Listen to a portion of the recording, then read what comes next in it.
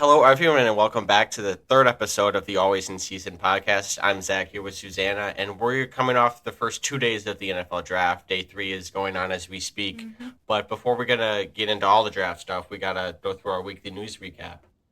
Yeah, so first, kind of big news, but also not surprising. Matt Ryan retired. Didn't ever get a Super Bowl, but he, has some records and was a great leader on and off the field. So congrats on a great career to him.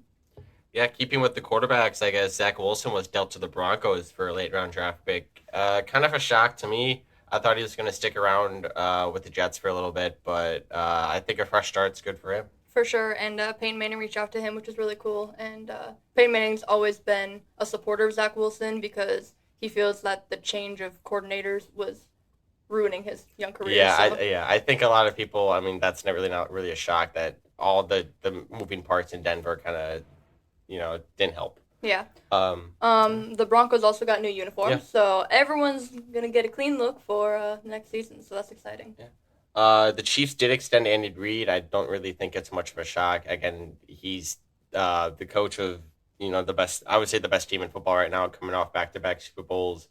No reason to move on from him, and he doesn't seem like he's going to be done anytime soon. Yeah, and then they also extended Brett Veach and Mark Donovan, their president and GM. They've been together since 2017, and they're killing it. So Isaiah Rodgers was reinstated. He had a gambling suspension, and now he is Eagles corner, and we'll see how he comes back. Yeah. Mike McCarthy, he's entering into his final contract year, and he hired Downey to represent him. Not really a surprise. I mean, it's kind of weird for a coach to go into his final year of a contract without a new deal. Yeah, and he represents some big names like Sean Payton, Jim Harbaugh, Tom Brady. So hopefully the Cowboys can do well enough where McCarthy is able to get that extension. Yeah. Amon-Ra St. Brown also got an extension. Yeah, big one, the Lions were paying off people. 4-year, $120 million. So good for him. I think it's well deserved. Yeah. I think the Lions have kind of looked for their guy for a couple years now, and he emerged 2 years ago, and he's definitely worth it, and they found their guy for the future. For sure, and he was at the draft. That was kind of cool to see. Jamar Chase, the Bengals picked up his 5th-year option. We'll get into a little bit more of the Bengals later, but at least they got Jamar Chase. They do have Jamar Chase still, at least for now. Rashad Bateman, contract extension through 2026. The Ravens are pretty high on him. And I mean, I think it was smart for them to extend him for a couple of years. Yeah, he was a short 2-year deal. He's pretty young yet, but I think there's tremendous upside with him. For sure. Reggie Bush finally got his Heisman back after all this time. With the NIL, as soon as that all hit, everybody's like, get Reggie his Heisman back, and he finally got it back. Yeah, good for him. He deserves it. Penny Sewell contract, 4-year, $112 million. Again, the Lions are just paying all their best players, so good for them keeping their core together. Well deserved. Yeah, I think Sewell now he's one of the highest paid linemen in football, and again, finding a lineman it's kind of hard to get. So I think locking him down is big for them and big for their future. Absolutely. Micah Parsons, they picked up his 5th year. It's not really a surprise. I mean, the Cowboys are. I mean, he's an anchor of their defense, but they have to pay a lot of people. Yeah, and we'll see if Michael wants to stay around. Yeah, we'll get into that a little bit later. Trey Hendrickson requested a trade. He does not want to be a Bengal. He feels that he deserves more money than what they're offering. And so apparently he might retire if he doesn't get traded. So he just really is not a fan of the Bengals right now, I guess. So. Yeah, along with T. Higgins, I believe he also requested a trade. So there's a lot of uncertainty with the Bengals. Absolutely. I mean, obviously with last year with Burrow going down, they didn't have a deep playoff run. Mm-hmm. But we'll see what happens with them. But yeah, they both clearly don't want to be there. Yeah, Zeke Elliott is expected to be re-signed by the Cowboys, so that's kind of fun. I like when the reunite, happens. Zeke is a Cowboy to me, like. I know he had the whole Patriots thing, but come on, he is a Dallas Cowboy, so I think a lot of Cowboys fans would love seeing him back, even if he's not his great, rookie self. Right. It'd be fun. Yeah, and then the last one, we have one more contract extension. I believe right before the draft, AJ Brown signed a 3-year, $96 million extension, $84 million guaranteed. Sheesh, getting paid. But yeah, I mean, some people think it's a slight overpay, just because he doesn't really show it in the playoffs that much. But I mean, again, you have to pay your receivers, and AJ Brown is their guy for right now. He helped my fantasy team win the championship, so Yeah. I think it was well deserved. Yeah. You know. Him and Devontae Smith, I think they're their guys at least for now. So we'll see how the draft works out for them. But they have their two guys locked up. For sure. That's it for the weekly news recap. We're gonna head into breaking down the entire first round of this year's NFL draft. All right, now that the first 2 days of the draft are done, we're just going to go through the first round because obviously that's one round is the first day. This is what most people pay attention to. I mean, if you people like us, you pay attention to all 3 days. Mm-hmm. But a lot happened in that first round. Yeah, so first off, no surprise, the Chicago Bears drafted Caleb Williams, quarterback out of USC. You like the pick? Like, I don't know, expected, yeah. Mm-hmm. Caleb, I saw this video of him. I guess they made them wait 5 minutes to actually draft him. So, but again, he was waiting 4 or 5 months for this. They all were. Not really surprised. The Bears got their franchise guy again. It looks like. Yep. But we'll see. Yeah, the pressure's now just on him, on the Bears. I mean, they have surrounded him a little bit. We can talk more about that, when we get to the next pick. But, again, not a surprise. And the quarterbacks in the NFC North are going to be fun to watch. Yeah, it would be interesting. The Commanders drafted Jaden Daniels, quarterback out of LSU. Again, not a surprise. Yeah. A guy that you and I were both very high on. Mm-hmm. I think they got a great character guy. I think there was some kind of question marks as far as like how Washington went about their pre-draft stuff with him. But again, he's a great guy coming off Heisman Trophy winner. Mm-hmm. So we'll see. But again, not really surprised at number 2. Yeah. Patriots drafted Drake May, quarterback out of North Carolina. I think this was a really good move. How about you? Yeah, I think again Drake May, they found their guy. I think there were some question marks of the Patriots maybe moving off of 3. Right before the draft. Yeah, right before the draft. I think they were. I'm sure their phones were blowing up right before, as soon as they were on the clock. But they stuck at 3. They got their guy, and we'll see. Yeah, I'm excited to see how it pans out, and he might not start right away. Which could be good for him, even if it's just a year. Like that's what Patrick Mahomes did under Alex Smith, and that would be really good, especially while the Patriots have a new regime and they're just really rebuilding. Yeah, I think having the new regime, everything's new there. Mm-hmm. I think that's really good for them. Just trying to get out of Belichick's and Brady's shadow. It's a new era there, so we'll see. I'm excited to watch it unfold. Yeah. The Cardinals, again, not a surprise. These first picks were never a surprise, but Marvin Harrison Jr., wide receiver out of Ohio State. Yeah. I think one of my buddies, he's a Colts fan, but there was some talk of the Colts trying to be aggressive at 4. Yeah. I never thought that was the case. I thought the Cardinals were going to stick there. They were going to stay there. And they did. I think they got their guy. They got the guy in the draft. Kyler Murray's really happy about it. I would be too. I think obviously the top prospect in the draft. Just a freak at Ohio State, and I think he's going to have a phenomenal career. Yeah, agreed. The Chargers. This kind of threw off the draft board. Yeah. Everyone was just like, okay. Yeah. Great pick. Joe Alt, offensive tackle out of Notre Dame. Best in the draft. 100%. But everyone thought he was going to fall to 7 to the Titans. And I think the Titans were not happy. They were not happy. And the Chargers, there was Malik Neighbors, there was Rome. They had receivers. Yeah. Right now, Justin Herbert, he's going to be blocked better, but he's still throwing to himself. Yeah. So. Yeah. I mean, I saw a lot of Chargers, visibly up. I understand it, but at the same time, Joe Alt, I think, 1 sack in his career? Yeah. He's as good a tackle as he's a Hall of Fame tackle. He's wow, okay. Yeah. He's NFL ready. And again, you just look at him, he's built, Yeah. I mean, I believe every now and then, Notre Dame just finds that one star O lineman, and they could have went receiver, but I think protecting Herbert's big, but again, with Harbaugh and all the receivers leaving, I think it was a little bit of a surprise to me, but I don't think it was as a bad a pick as people think it was. Yeah, and I think it's hard because people, no matter what their team actually needs, the fans want to splash. They want a quarterback, they want a receiver, or, a great corner. That's what they want. An offensive tackle does not make a splash, but he's going to have a great career. Yeah. Next, the Giants. They stole Malik Neighbors, wide receiver out of LSU. Given that they are really supporting Daniel Jones. He has to do something. Yeah. Their O-line has to stay healthy, but, they are getting him weapons. Yeah, I mean, obviously losing Saquon is not, not great. But again, Malik Neighbors, uh, a top guy. Not my first. I would have taken Rome over him, but again, Malik Neighbors can't go wrong there. But yeah, I think, like you said, Daniel Jones has his weapons now. He has his money. Yeah. He needs to do well. Yeah, 100%.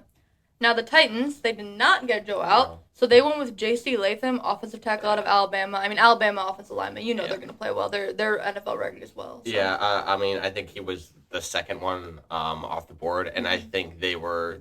I don't think they had a backup plan. This was their backup plan, I guess, but Joe Alt was their guy, and I think they were pretty upset when the Chargers took him. Yeah, but I think JC's a great. Yeah, again, an NFL ready alignment, and got to protect Will Levis and just kind of build that alignment. All right, here we go. I am wearing my Falcons shirt. I have a shirt of every team, but I'm wearing my Falcons shirt to represent Falcons pick of Michael Penix Jr., quarterback out of Washington. We have very different takes on this. Yeah. You go first. It was a big shock. I think I was watching it with my brother, and it's just like. You spend $100 million on a quarterback. I mean, I get he's aging, he's coming off an injury. That's a lot of money to throw at him to begin with. Mm-hmm. And then you have a guy like Penix. He's 24, tore his ACL twice. He's a great, he was borderline first rounder, maybe early. I don't think he was going to fall past early second. But taking him 8 after you spend the money with the quarterback at eighth overall, I just think you could have went somewhere else. Okay, here's my take. Michael Penix Jr., I think that's great to have him now being able to sit behind Kirk Cousins, who he's going to take him under his wing, great leader, and really solid quarterback. And I think Michael Penix Jr., I think he's a really good prospect. I think he has a really high ceiling. Obviously needs time to develop, which is why this is going to be a great situation for him. Everyone is like, oh, this, like, I read some articles where it said this is a failure in every way. This pick is a failure in every way, graded it as an F, and that is making me upset because the draft pick was not where the issue is. The problem was that they signed Kirk Cousins for the amount of money that they did. That is where the mistake was made, not in this pick. This is exactly what they should be doing. They even said, Raheem Morris, the coach of the Falcons, said, we were trying to follow Green Bay's method. Yeah, and, as a Packer fan, it works. It works when you have to hit it, and you have to be perfect. Mm-hmm. You have on your timing and everything. Penix is 3 years older. Penix is as old as Love is now. I think that's the big... If Penix was a little bit younger, I could see it.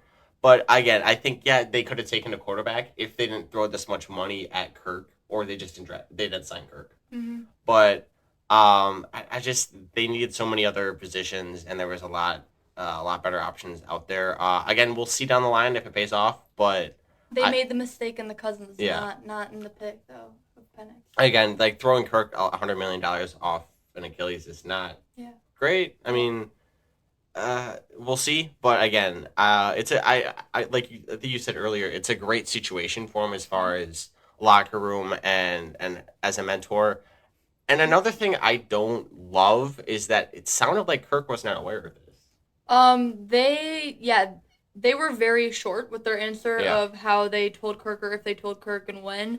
But Kirk right away, he reached out to Michael. They've talked, they had a good conversation. Michael said he wasn't going to share too many details, but that they were ready to get to work together. And these are two high character guys in their quarterback room. I mean, when quarterback, that's the leader of the team, and it's not just about talent. It is about how, like, their character, leader of men, ups and downs, and they have that. So they're ready to roll. Probably move on to the Bears. They drafted Rome Odunze, wide receiver out of Washington. I think this is a really good pick for them. Yeah, it's a great pick. Caleb and Rome, they got their two young stars on offense now. Yeah. A question popped into my head the other day. I'm like, if theoretically speaking, Caleb doesn't succeed in this offense, who are we going to blame?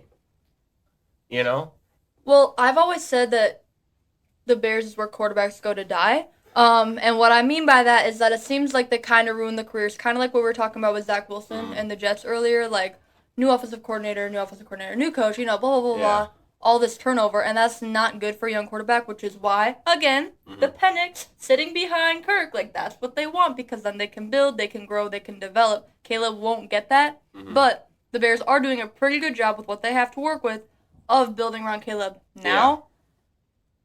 But they have the star power, but the NFL is a whole different game than college. Yeah. So we'll see how it goes. I think they need to keep that consistency.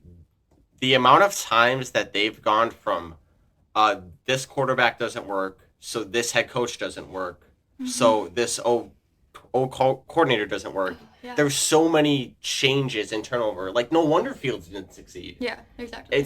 They need to have some consistency. And with Eberflus not having a great year last year, and if he doesn't have a good one, his seat's going to get a little bit warmer. And if they move on from him in 2 years, Caleb has a new coach, a new system. It's all going to be new. And as talented as he is, that can fluster or that can change.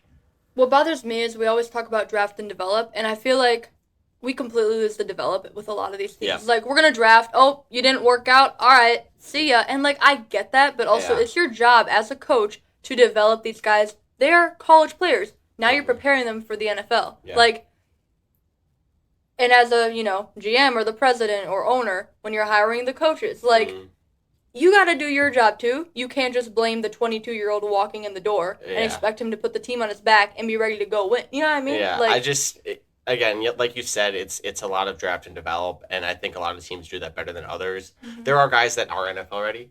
They've just in college for a while. Yeah. They just look NFL ready, but some guys are just raw. There's so much going on when you move from college to the NFL, and the Bears, I think, have fumbled that a lot, especially with their quarterbacks, I feel. Yeah, I agree. Keeping with quarterbacks, so the Vikings had pick number 11. The Jets had pick number 10. The Vikings moved up one pick. Yeah. I was a little confused about that, but after thinking about it more, I don't think they were worried that the Jets were going to take JJ. I think they were worried that another team was going to try to trade up. They were. Yeah, they just didn't want the Jets to trade with anybody else. Yeah, so the Vikings did draft JJ McCarthy, quarterback out of Michigan.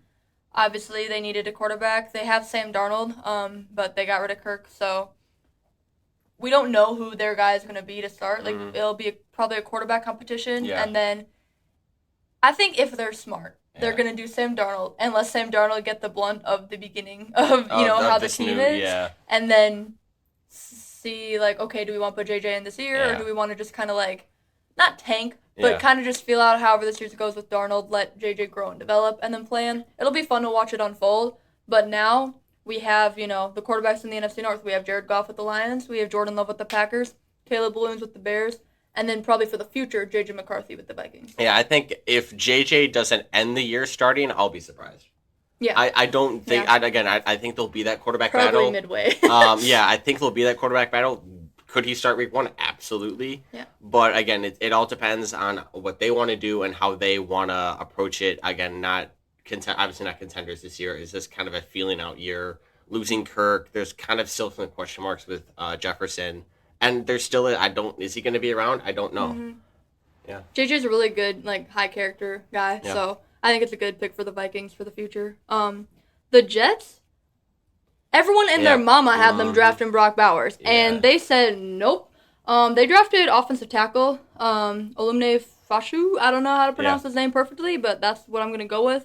Penn State. He's a really good pick. Like, he's a great player, and they wanted to protect Rodgers. Rodgers really happy about the pick, but this threw off the board a little bit. Yeah, I think, I understand, wanting to protect Rodgers, but you just signed Trent Williams. Yeah. So it's kind of like, I understand it, kind of, but again, Brock Bowers is right there, the best tight end in football, or in the draft, I should say, and you don't have a tight end right now. So, giving Rodgers weapons, I get protecting him, but giving him weapons, I think this might be a little bit of a miss, but I guess you could never go wrong with a lineman. Yeah. Now the Broncos. The Broncos got their quarterback. Well, unless they're going with Zach Wilson. Yeah, but, the Broncos got Bo Nix, quarterback out of Oregon. I really love this fit. Earlier, I thought that they were going to try to get Michael, but we didn't think that the Falcons were going to draft a quarterback. But when before the Falcons got Kirk, I thought they were going to draft a quarterback, and I thought Bo Nix was going to go to the Broncos. Yeah. And then when the Kirk thing happened, that's when my mock draft changed. But I love Bo Nix to the Broncos. I think that's really fun. Yeah, I think they said that there will be a competition. It'll be I think obviously Bo Stidham's there too, but Zach Wilson. But again, Bo's he's pretty well developed. I mean, he was in college for a while. But there'll be a quarterback battle there, and we'll see who ends up week 1 with their new system. And we'll be clear, like, this is Sean Payton's guy. Yeah. You know, like, Russ wasn't, and Stidham wasn't, and Wilson wasn't. This is who Sean Payton wanted, so that'll be fun to watch. Yeah, so then the Raiders went with Brock Bowers, tight end out of Georgia. He was the best prospect available, but with the Jets not taking him, it just made this weird. Yeah, I think they could have maybe panicked a little bit and they said, "Oh, Brock's there, like we'll take him." But I don't think this was where he should have went or where a lot of people thought he was going to be because the Raiders don't need a tight end. Yeah, and with all the quarterbacks being gone or the best prospects, they probably were just like, let's take the best player available. But like you said, they probably had needs that they need to address before him, but they need a tight end too, and he's a great player. Yeah. So you don't want to take away from that. And then the Saints went with Talise Fuaga, offensive lineman out of Oregon State. Yeah, Saints need offensive line, defensive line, so I think this was a good pick for them. Yeah, I think he's a really, really good player. Not quite as NFL ready as some of the other linemen, but at pick 14, that's a solid draft pick, and we'll see how he develops. And like you said, the Saints needed an offensive lineman. Yeah. So. Colts drafted Latu Edge out of UCLA. And this is a good pickup. They, again, like I said earlier, there was talk that they were going to trade up. I think they thought Bowers was there, but they need an edge rusher. They have pretty good offense, pretty good weapons. I mean, they drafted weapons later on day 2, but I think this is a good move for them. Pretty high character guy from what I can tell, and seems like he's ready to go. Yeah, and then the Seahawks drafted Byron Murphy, the second defensive lineman out of Texas. Yeah, I think one of the better D linemen in the football in the draft, and the Seahawks desperately need help on their D linemen. Yeah. D line and linebackers. Yeah, agreed. I think this is a really good pick. I think they were happy that he fell to them, and again, he was the best prospect available at their pick. Then the Vikings had another pick. They grabbed Dallas Turner, edge out of Alabama. They had a good first round. That was I think they were all shocked that he fell to them. 100%. They were happy about it. Yeah, they were very happy about it. I think they had a really good first round. Getting JJ, getting Dallas Turner, best edge rusher in the draft. But yeah, I think I was kind of shocked that they fell that far, and as a Packer fan, I'm a little upset that he ended up there. Yeah, I think he's a great prospect. I think he's a pretty NFL-ready edge. He'll have to be a little bit more disciplined, but a great pick for them. Next, the Bengals drafted Amarius Mims, offensive tackle out of Georgia. He's a great offensive tackle. Yeah, O-lineman, again, first round, I believe 8 or 9 O-linemen were taken. This was very O-line heavy first round. And the Bengals keep getting offensive linemen. Yeah, you have to, especially with this year he got hurt. But yeah, I don't think it's a bad pick at all. You can never have too many linemen, and this was one of 9 that went. And from Georgia, he's very NFL ready, I would say, and we'll see how the Bengals use him. Georgia and Bama are just those schools that really get their prospects ready, especially in the line. Honestly, the Rams, they went with Jared Verse, edge out of Florida State. Obviously, they want to draft an edge. They actually had a first round pick. That was fun. First time in a while for them. Yeah, since 2016. So, yeah, Jared Verse is a great fit with the Rams. Yeah. I think losing Aaron Donald, you can't replace Aaron Donald. Nope. But having that D-line, I thought they were going to trade back. Honestly, I think they just wanted a first round pick. They wanted that, but they have a lot of needs. I think at some point they're going to draft Stafford's replacement maybe later, maybe today. Yeah, maybe today. I think if they draft a quarterback today and let him sit behind Stafford, this is more of a Packer-like situation. But we'll see if teams end up going that route with the Packers. But again, was a good first-round pick for them. Yeah, and then the Steelers, they drafted Troy Fontenot from Washington. So another O-lineman, got to protect Russ. Tomlin's again. Everybody loves to play Tomlin. So I think he seemed very. I mean, they're all emotional, obviously, after the draft, but he seemed more than ready to to play and protect Russ. So I think Mike Tomlin is one of those coaches where he does a great job balancing, like, I am the leader, I am the coach, but I'm also, like, approachable. Yep, You know what I yep. mean? He's a player's coach. Yeah. Honestly, like, look so far. So the Chargers, the Titans, then we drop down to the Jets, then the Saints, and then Bengals, and now the Steelers. Like, all offensive linemen. Yeah. Like, that's wild.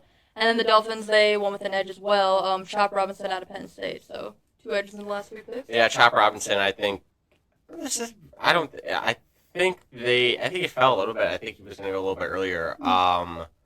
But again, I don't think this is a miss here. They had a lot of injuries. I believe Bradley Chubb and some others, but I think having that D line is very crucial. Then obviously offensively they're okay. They have a lot of questions still. Obviously I think their biggest one is they can't play in the cold. Mm-hmm. But again, they're keeping that D lineman and having that anchor is going to be huge for them. Yeah, and they lost some defensive players, so it was good that they picked him up. I think that's a really good pick. The Eagles grabbed Quinion Mitchell, cornerback out of Toledo. So that was the first corner off the board.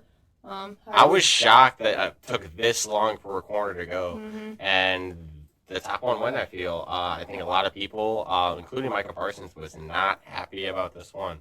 Micah, I believe he was doing this podcast. Yeah, he was doing this podcast or some show during the draft, and he just kept raving about how much he loved Mitchell. And then he got very upset when he went to the Eagles. He's like, oh, nothing bad ever happens to the Eagles. And I don't know if he wants to, I'm not saying he's going to leave Dallas, but again, there's some questions there. But if they throw money at him, he'll stay. But I think this was a great pick for the Eagles. They do need help in their secondary, and they got it.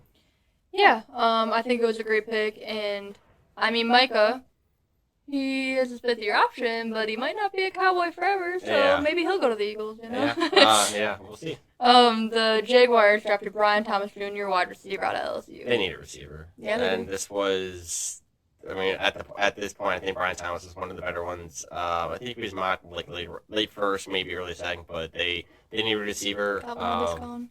They got you got to get Trevor some help. But again, LSU guy played with Jaden.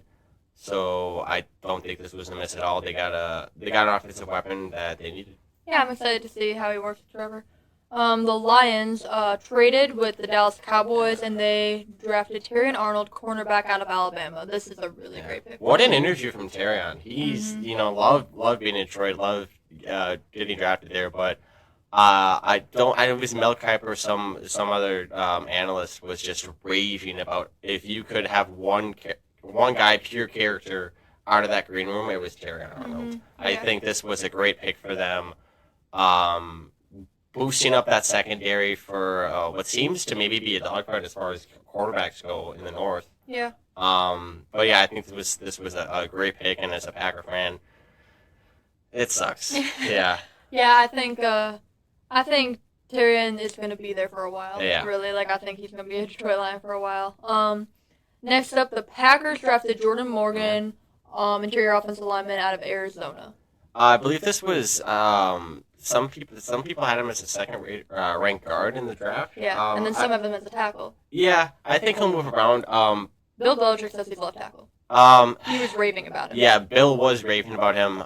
The biggest thing I've seen is that he's not as long, as long as you should be for left tackle. But I think Goot's going to move him around. And that whole offensive line, they're so versatile. They might move them game to game. Yeah, if we could have, I wouldn't say a positionless alignment, but to have guys move and comfortable moving when injuries pop up, and you can just throw them anywhere. And I think this was I don't think it was a horrible pick. I think there were some other guys they could have drafted, but again, taking an O-lineman here is not a bad thing. Yeah, I mean, Zach Tom can move around, Ellen Jacobs can move around, and now Jordan Morgan can move around. So, the Buccaneers drafted Graham Barton, offensive lineman out of Duke. A lot of offensive. Baker's there for a little bit. Just got an extension, so got to protect them. But Graham Barton, I think he was higher up. I believe. I want to say but he was a first rounder. One of the better, again, another great O-lineman. Seems to be the theme throughout this whole first round. Even offense, just in general. 26 of the 32. Something like that, yeah. But O lineman in the first round, I don't think you can really ever go wrong with having too many O linemen. Yeah, I agree. And then the Arizona Cardinals, via trade with Houston, drafted Darius Robinson, defensive lineman out of Missouri. The Cardinals they're having a quietly good offseason. They really are. Yeah, I think they kind of just were really unfortunate with injuries and with a lot of other things going on, and then they got a new coach and they got Marvin. But yeah, I think they're having a good draft so far. But it'd be interesting to see how they pan out next year. And I also think the Texans trading. I think the Texans are having a really good offseason because they stacked up with some in free agency, and then they traded back, getting more draft picks. Like, I don't know, they're doing really well.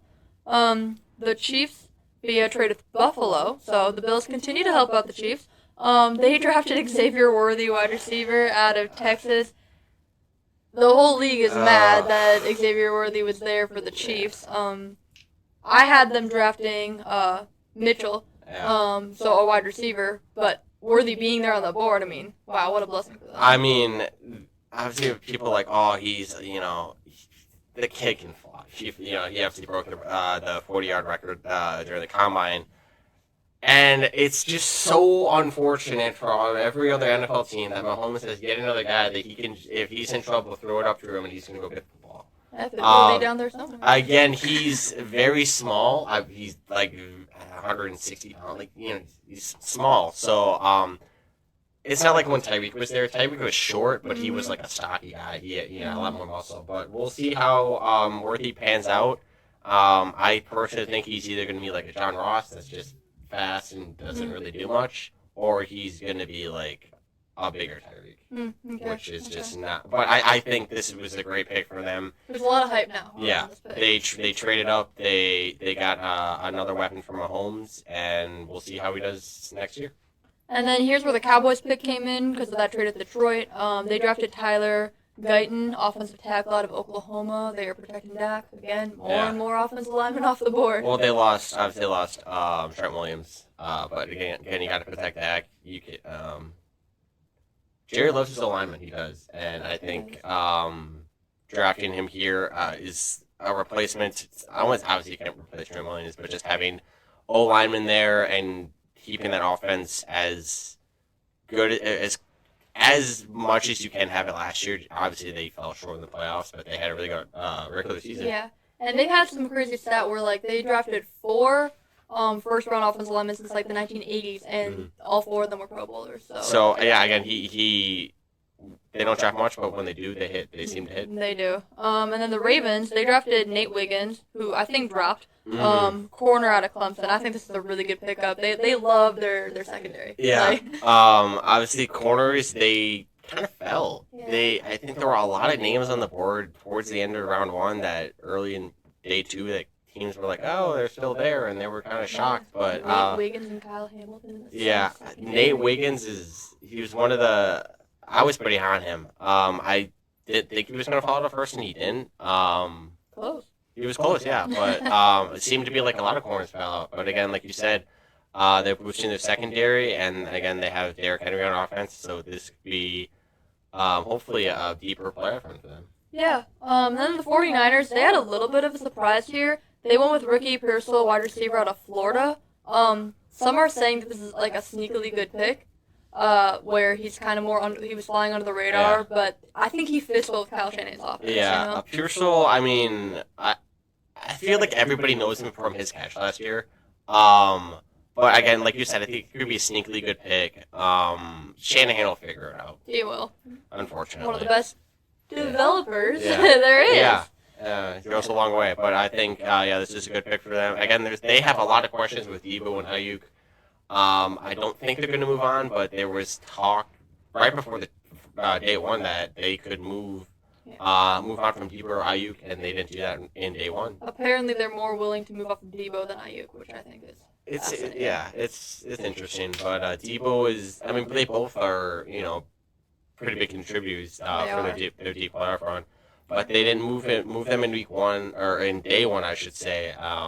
So we'll see what happens there, even post draft. For sure. Then the Panthers have the last pick of the first round from Kansas City through Buffalo, because Buffalo traded earlier with Kansas City where they drafted Xavier Worthy, and then Buffalo ended up trading again. So the Panthers went with Xavier Legette, wide receiver out of South Carolina. This was, I mean, not a guy I had on my board. I think, like you said, I think a guy like Adonai Mitchell was probably before him. Mitchell fell. But again, receiver, Panthers need help everywhere, it seems to be. I would have went O-line there, but, I mean, Bryce is not protected. How could he go O-line? All of them were taken, I thought. Yeah, but again, Bryce needs to be protected. Yeah. Last year, again, he had no, not say no chance last year, but they need help everywhere. It was rough for him. They need help. But again, taking a receiver here, and I feel like anywhere you draft it, would be like, oh yeah, we need that, Yeah, and I mean, a receiver's a good thing to have. Like, he must have just been high on their draft board. Yeah. Like, they must have liked him over Mitchell for some reason or another. So that was it for the first round. It was really offensive heavy. Yeah. So there were some picks there, starting with the Chargers and Joe Out, then the Michael Penix Jr., and then the Jets not drafting Brock Bowers. Like, so early picks that really threw off the board, but it made for a really fun day two, which our next podcast will get more into day two. Yeah, day three is again currently going on as we speak. But then I believe next podcast we'll cover rounds 2 through 7, and then we will have our draft grades. After that. Yeah, we'll get to do winners and losers of the draft and do a little deeper dive on all the picks from the teams and kind of go by division. So it'll be a fun one. Yeah. So thank you guys for watching. Again, we'll see you all next week.